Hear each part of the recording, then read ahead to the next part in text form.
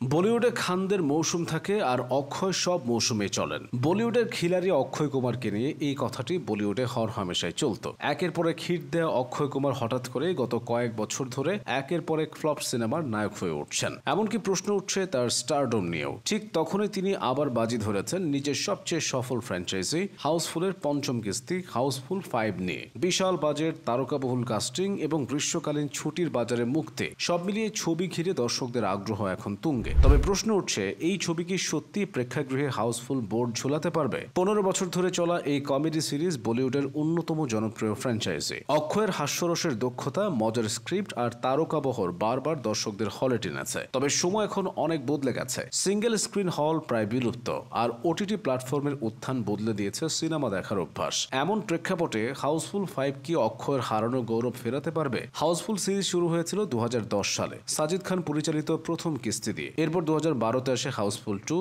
2016-তে Housefull 3 এবং 2019-এ আসে Housefull 4। প্রতিটি ছবি ছিল মজার স্ক্রিপ্ট, বড় কাস্ট আর পারিবারিক বিনোদনের আদর্শ উদাহরণ। হাউসফুল সিরিজের প্রতিটি কিস্তি বক্স অফিসে সফল। প্রথম কিস্তি 30 কোটি বাজেটে 124.5 কোটি আয় করে। পরবর্তী কিস্তিগুলোতেও বাজেট ও আয়ের পরিমাণ বেড়েছে। হাউসফুল 4 150 কোটি বাজেটে 280 কোটি আয় করে। এই ফ্র্যাঞ্চাইজির মোট নেট কালেকশন ভারতীয় বাজারে প্রায় 500 কোটি রুপি ছাড়িয়েছে। সাফল্যের এই ধারাবাহিকতা বজায় রাখতে এবার আরো বড় বাজেটে এসেছে হাউসফুল 5। 2025 সালের 27 মে মুক্তি পেয়েছে হাউসফুল 5 এর ট্রেলার। 3 মিনিট 53 সেকেন্ডের এই ট্রেলারে কমেডি আর সাসপেন্স একসঙ্গে মিশে গিয়েছে। গল্পের প্রেক্ষাপট একটি বিলাসবহুল ক্রুজ শিপ, যেখানে ঘটে সেই রহস্য ঘিরেই এগোয় গল্প। এই ছবিতে প্রথমবারের মতো একাধিক ক্লাইম্যাক্স রাখা হয়েছে, অর্থাৎ বিভিন্ন সিনেমা হলে দর্শক ভিন্ন ভিন্ন শেষ দৃশ্য দেখতে পাবেন। বলিউডের ইতিহাসে এমন আগে কখনো হয়নি। অক্ষয় কুমার, রিতেশ দেশমুখ, অভিষেক বচ্চন, সঞ্জয় দত্ত, জ্যাকি শ্রফ, নানা পাটেকর, ফারদিন খান, শ্রেয়াস তালপারে, ডিনো মোরিয়া,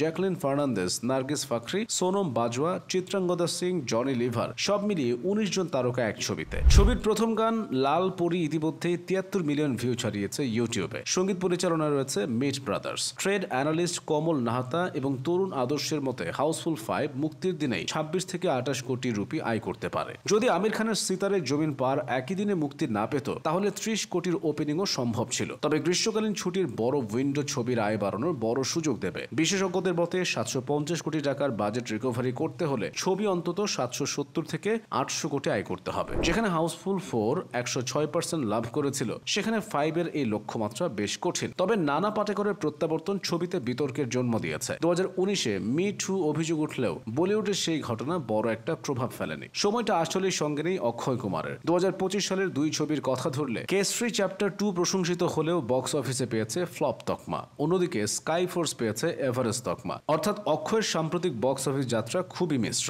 রাম সেতু, পৃথ্বীরাজ, কাঠপুতুলির মতো ছবিগুলো হতাশ করেছে। ফলে হাউসফুল 5 নিয়ে প্রত্যাশা অনেক বেশি। তবে ছবির ট্রেলারের জনপ্রিয়তা, গানের ভিউ, সেলিব্রিটি কাস্ট এবং ফ্র্যাঞ্চাইজির ব্র্যান্ড ভ্যালু সব মিলিয়ে ভালো সম্ভাবনা তৈরি করেছে। অবশ্য আমির খানের ছবি থাকায় বক্স অফিস ক্ল্যাশ অনিবার্য। বিশেষজ্ঞদের মতে প্রাথমিক 3 দিনে 75 থেকে 80 কোটি উঠলেই ছবিটি সেফ জোনে থাকবে। সেই পরিমাণ আয় না হলে অক্ষয়ের ক্যারিয়ার এক নতুন সংকটের মুখে পড়বে। হাউসফুল 5 শুধুমাত্র অক্ষয় কুমারের ক্যারিয়ারের জন্য নয়, বরং বলিউড কমেডি ফ্র্যাঞ্চাইজির ভবিষ্যতের জন্য একটা মাইলস্টোন। বিশাল বাজেট, ইনোভেটিভ ক্লাইম্যাক্স, তারকাবহুল কাস্ট এবং ট্র্যাডিশনাল কমেডির পাশাপাশি সাসপেন্সের মিশ্রণ কতটা সফল হয় সেটাই দেখার। দর্শকদের উৎসাহ, ট্রেলারের ভালো রেসপন্স, গানের জনপ্রিয়তা এবং গ্রীষ্মকালীন সিজন নিশ্চিতভাবে ছবিকে ভালো স্টার্ট দেবে। তবে শেষ পর্যন্ত ছবির গল্প আর কমেডির মানই নির্ধারণ করবে হাউসফুল 5 অক্ষয়ের জন্য কামব্যাক হিট হবে নাকি মেগা মিস।